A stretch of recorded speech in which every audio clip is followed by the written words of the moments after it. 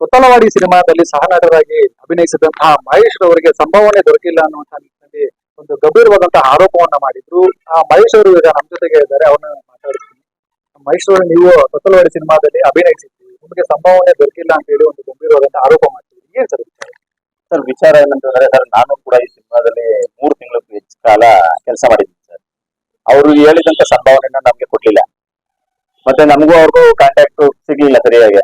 Amount ಕೇಳುವಂತ ವಿಚಾರಕ್ಕೋಸ್ಕರ ದುಡ್ಡು ನಮ್ಗೆ ಸಿಗ್ಲಿಲ್ಲ. ಈಗ ನೋಡಿದ್ರೆ ನಮ್ಗೆ ಪೇಮೆಂಟ್ ಪೂರ್ತಿ ಕ್ಲಿಯರ್ ಮಾಡಿದೀವಿ ಅಂತ ಹೇಳ್ತಾ ಇದ್ದಾರೆ. ಅಂದ್ರೆ ನೀವು ವಿಡಿಯೋ ಮಾಡಿದ ಉದ್ದೇಶ ಈಗ ಪುಷ್ಪ ಅವರಿಗೆ ತಲುಪಲಿ ಅಂತ ಅಥವಾ ಏನು? ಸರ್, ನಾನು ವಿಡಿಯೋ ಮಾಡಿದ ಉದ್ದೇಶ ನಮ್ಮ ಪ್ರೊಡಕ್ಷನ್ ಮತ್ತೆ ಪ್ರೊಡ್ಯೂಸರ್ ಮೇಡಮ್ಗೆ ನನಗಾಗಿರೋ ಮೋಸನ ಅವ್ರಿಗೆ ರೀಚ್ ಮಾಡಿಸೋದಕ್ಕೋಸ್ಕರ ಮಾತ್ರನೇ ನಾನು ವಿಡಿಯೋ ಮಾಡಿದ್ದೆ ಸರ್. ಅದೇ ಆ ವಿಡಿಯೋ ಬೇರೆ ತರಾನೇ ದಿಕ್ಕು ತಗೊಂಡು ಹೋಗ್ತಾರೆ. ಅಂದ್ರೆ ನಿಮಗೆ ಸಂಭಾವನೆ ಯಾವ ರೀತಿಯಾಗಿ, ಏನಂದ್ರೆ ತಿಂಗಳು ಪ್ಯಾಕೇಜ್ ಇತ್ತ ಅಥವಾ ದಿನದ ಲೆಕ್ಕ ಕೊಡ್ತೀನಿ ಅಂದ್ರೆ ಏನಂತ ಪ್ಯಾಕೇಜ್ ಮಾಡ್ತಾರೆ ಸರ್? ಇದು ಪ್ಯಾಕೇಜ್ ಎಲ್ಲ ಹಾಕೊಂಡ್ರು. ಯಾಕೆ ಅಂತ ಅಂದ್ರೆ ಸರ್, 1 ತಿಂಗಳ ನಾನು ನನ್ನ ಹೆಂಡತಿ ಮಕ್ಕಳನ್ನ ಬಿಟ್ಟು ಇದು ಚಾಮರಾಜನಗರದಲ್ಲಿ ಶೂಟ್ ಮಾಡಿದ್ರು. 1 ತಿಂಗಳು ಪೂರ್ತಿ ಅಲ್ಲೇ ಇತ್ತು. ಅವರು ಪ್ಯಾಕೇಜ್ ಮೇಲೆ ಮಾತಾಡಿದ್ರು. ಯಾಕೆ ಅಂತ ಅಂದ್ರೆ ಈಗ ನಾವು ಅಪ್ ಅಂಡ್ ಡೌನ್ ಮಾಡಂಗಿದ್ರೆ ಅಲ್ಲೇ ಇರ್ಬೇಕಲ್ವಾ, ಹಂಗೋಸ್ಕರ ಪ್ಯಾಕೇಜ್ ಅಲ್ಲಿ ಮಾತಾಡಿದ್ರು. ಅದು ನನಗೂ 3 ತಿಂಗಳು ಇಂತ ಜಾಸ್ತಿ ಆಗಿದೆ. ಯಾಕಂದ್ರೆ ಮಧ್ಯದಲ್ಲಿ ಕರ್ಸೋರು ಮಧ್ಯೆ ಕೆಲಸ ಇರ್ತಿರ್ಲಿಲ್ಲ. ಓಕೆ, ಅದು ಪ್ಯಾಕೇಜ್ ಅಲ್ಲಿ ಮಾತಾಡಿದ್ರು. ಪ್ಯಾಕೇಜ್ ಅಲ್ಲಿ ಮಾತಾಡಿ ನನಗೆ ಕೊಟ್ಟಿರೋದು ಬರೀ 50,000. ಅದು ನೋಡಿ, ಲಾಸ್ಟ್ 1.5-2 ವರ್ಷ ಆಯ್ತಾ ಬಂತು ಸಿನಿಮಾ ಶೂಟ್ ಆಗಿ. ಇನ್ನೂ ಕೂಡ ನಮ್ಗೆ ನಾವು ಪೇಮೆಂಟ್ ಕ್ಲಿಯರ್ ಆಗ್ಲಿಲ್ಲ. ಅದೊಂದು ಉದ್ದೇಶಕ್ಕೋಸ್ಕರ ಇದೊಂದು ರೀಚ್ ಆಗ್ಲಿ. ಯಾಕಂದ್ರೆ ಪೇಮೆಂಟ್ ಕೊಡೋದು, ಯಾಕಂದ್ರೆ ಪ್ರೊಡಕ್ಷನ್ ಗೊತ್ತಾದ್ರೆ ನನಗಾಗಿರೋ ಮೋಸ ಬೇರೆಯವ್ರಿಗೂ ಅಕಸ್ಮಾತ್ ಮೋಸ ಆಗಿದ್ದಾರೆ, ಅವರು ಬರ್ಬಹುದು. ಯಾಕಂದ್ರೆ ಯಾರು ನೀವು ಕೂಡ ಒಂದು 6 ಹೇಳಿದ್ರಿ, ಈಗ ಜಸ್ಟ್ ನಾನು ನೋಡಿದೆ ಸರ್, ವೈರಲ್ ಆಗಿದೆ. ಅದು ಅವರು ಆತರ ಇನ್ನೂ ಬರ್ಬಹುದೇನೋ ಗೊತ್ತಿಲ್ಲ ಸರ್. ನೀವು ನಂದನ್ ಮಾತ್ರ ನಾನು ಹೇಳ್ಬೋದು. ಯಾಕಂದ್ರೆ ಕ್ಲಾರಿಟಿ ನಂದನ್ ನಾನು ಕೊಡ್ತೀನಿ, ಇನ್ನೇನಿದ್ರು ಅದನ್ನ ನಾವು ಆಡಿಯೋದು ಅವ್ರಿಗೇನೆ ಕೊಡ್ತಾರೆ. ಅಂದ್ರೆ ನೀವು ಯಾರ ಮೂಲಕ ಸಿನಿಮಾಗೆ ಸೆಲೆಕ್ಟ್ ಆಗಿದ್ರಿ, ನೀವು ಅವರನ್ನ ಏನು ಕೇಳಲಿಲ್ವಾ? ಅಂದ್ರೆ ಸಂಭಾವನೆ ನನಗೆ ಬಂದಿಲ್ಲ ಅಂತ ಅವ್ರನ್ನ ಪ್ರಶ್ನೆ ಮಾಡ್ಲಿಲ್ವಾ? ಸರ್, ನಾನು ಪ್ರೊಡಕ್ಷನ್ ಕಡೆಯಿಂದ ಬಂದಿದ್ದಲ್ಲ ಸರ್, ಮತ್ತೆ ಮ್ಯಾನೇಜರ್ ಕೂಡ ನಮ್ನ ಅಪ್ರೋಚ್ ಮಾಡಿದ್ದಿಲ್ಲ. ಡೈರೆಕ್ಟ್ರೆ ನೇರವಾಗಿ ನಮ್ನ ಕರೆಸಿ ಈ ತರದೊಂದು ಆಪರ್ಚುನಿಟಿ ಕೊಟ್ಟು ಮಾಡ್ತಾ ಇದೀವಿ ಸರ್ ಅಂತ ಪ್ಯಾಕೇಜ್ ಅಲ್ಲಿ ಮಾತಾಡಿದ್ವಿ. ಯಾಕಂದ್ರೆ ನಾವು ಇದಕ್ಕಿಂತ ಮುಂಚೆ ಒಂದು ಸಿನಿಮಾ ಮಾಡಿದ್ವಿ, ಲಾಂಗ್ ಡ್ರೈವ್ ಅಂತ. ಅದ್ರೂ ಡೈರೆಕ್ಟರ್ ಕೂಡ ಇವರೇ. ಆ ಸಿನಿಮಾದಲ್ಲಿ ನಮಗೂ ಅವ್ರಿಗೂ ಒಡನಾಟ ಚೆನ್ನಾಗಿತ್ತು. ಮತ್ತೆ ನಾವು ಹಿಂದೆ ಇವರಿಂದ ಪರಿಚಯ, ಒಂದು 5-6 ವರ್ಷದಿಂದ ಪರಿಚಯ ಇರೋದ್ರಿಂದ ನಮ್ಮ ಡೈರೆಕ್ಟ್ ಆಗಿ ಸೆಲೆಕ್ಟ್ ಮಾಡ್ಕೊಂಡು. ಈ ಸಿನಿಮಾಗೆ ರಾಕೇಶ್ ಅವರು, ಯಶ್ ಅವರ ತಾಯಿ ಪುಷ್ಪ ಅವರು ನಿರ್ಮಾಪಕರು, ಅವ್ರನ್ನೆಲ್ಲ ಸಂಪರ್ಕ ಮಾಡಿ ಅವ್ರನ್ನೇನಾದ್ರು ಮೀಟ್ ಮಾಡುವಂತದ್ದು, ಜೊತೆಗೆ ಪ್ರೊಡಕ್ಷನ್ ಅಲ್ಲಿ ಯಾರಿದ್ರು ಅವ್ರನ್ನೆಲ್ಲ ಮೀಟ್ ಮಾಡುವಂತಹ ಕೆಲಸ ಮಾಡಿದ್ರು ಸರ್? ಈ ಪ್ರೊಡಕ್ಷನ್ ಅಂತ ಒಂದಾಗ ಸರ್, ಮೇಡಮ್ ಎಲ್ಲೂ ಕೂಡ ಬಂದಿದ್ದಿಲ್ಲ.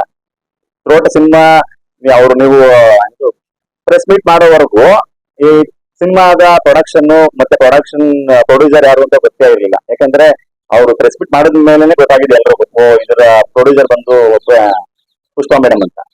ನಮಗೂ ಕೂಡ ನಮಗೆ ಅಂದ್ರೆ ಮುಂದಿನ ಗೊತ್ತಿತ್ತು ಸರ್, ಸಿನಿಮಾ ಶುರುವಾದಾಗಿಂದ ಪ್ರೊಡ್ಯೂಸರ್ ಆಗಂತ ನಮ್ಗೆ. ಯಾಕಂದ್ರೆ ನಮಗೂ ಡೈರೆಕ್ಟರ್ಗೂ ಚೆನ್ನಾಗಿರೋದ್ರಿಂದ ಪ್ರೊಡ್ಯೂಸರ್ ಇವರು ಅಂತ ಗೊತ್ತಿತ್ತು. ಮತ್ತೆ ಸಿನಿಮಾಗೆ ನಾವು ಅಪ್ರೋಚ್ ಮಾಡಿದ್ದು ಅವರೇ. ಡೈರೆಕ್ಟರ್ ಒಳ್ಳೆ ಕ್ಯಾರೆಕ್ಟರ್ ಸಿಗುತ್ತೆ ನಿಮ್ಗೆ, ಒಳ್ಳೆ ಹೈಟ್ ಕ್ರಿಯೇಟ್ ಆಗುತ್ತೆ, ನಿಮ್ಗೆ ಫ್ಯೂಚರ್ಗೆ ಒಂದು ಮೈಲಿಗಲ್ಲ ಆಗುತ್ತೆ, ನಮಗೋಸ್ಕರ ಅಪ್ರೋಚ್ ಮಾಡಿ ನಮ್ಮನ್ನ ಇದು ಮಾಡಿದ್ರು. ಮತ್ತೆ ಪ್ರೊಡಕ್ಷನ್ ಇನ್ಚಾರ್ಜ್ ಎಲ್ಲ ಸರ್ ಡೈರೆಕ್ಟರ್. ಪ್ರೊಡಕ್ಷನ್ ಯಾಕಂದ್ರೆ ಅದೇನೇ ಬಂದ್ರು ಡೈರೆಕ್ಟರ್ ಥ್ರೂನೇನೆ ಎಲ್ರಿಗೂ ಡಿಸ್ಟ್ರಿಬ್ಯೂಟ್ ಆಗ್ತಿದ್ವಿ. ಅದಕ್ಕೆ ಅಂತ ಪ್ರೊಡಕ್ಷನ್ ಮ್ಯಾನೇಜರ್ ಇದ್ರು, ಆದ್ರೂ ಅದ್ರ ಫಸ್ಟ್ ಬರ್ತಿದ್ದು ನಮ್ಮ ಡೈರೆಕ್ಟರ್ ಕೈಗೆ ಬರ್ತಿತ್ತು ಸರ್ ಪ್ರೊಡಕ್ಷನ್. ಅಂದ್ರೆ ನೀವು ಒಂದು ವಿಡಿಯೋವನ್ನು ಮಾಡ್ತೀರಿ, ಜೊತೆಗೆ ಅದನ್ನ ಡಿಲೀಟ್ ಮಾಡ್ತೀರಿ. ಯಾವ ಉದ್ದೇಶಕ್ಕೆ ನೀವು ವಿಡಿಯೋ ಮಾಡಿದ್ರಿ, ಜೊತೆಗೆ ಅಪ್ಲೋಡ್ ಮಾಡಿದ್ರಿ, ಡಿಲೀಟ್ ಮಾಡಿದ್ ಯಾಕೆ ಸರ್? ವಿಡಿಯೋ ಮಾಡಿದ ಉದ್ದೇಶ ನನಗಾಗಿರೋ ಮೋಸ ಪ್ರೊಡಕ್ಷನ್ಗೆ ತಲುಪಲಿ, ಪುಷ್ಪಾ ಮೇಡಮ್ ಅವ್ರಿಗೆ ರೀಚ್ ಆಗ್ಲಿ, ನನಗೆ ನ್ಯಾಯ ಕೊಡ್ತೀವಿ ಅಂತ ಉದ್ದೇಶಕ್ಕೋಸ್ಕರ ನಾನು ವಿಡಿಯೋ ಮಾಡಿದೆ. ಅದು ನೋಡಿದ್ರೆ ಆದಿ ತಪ್ಪಿತ್ತು ಸರ್.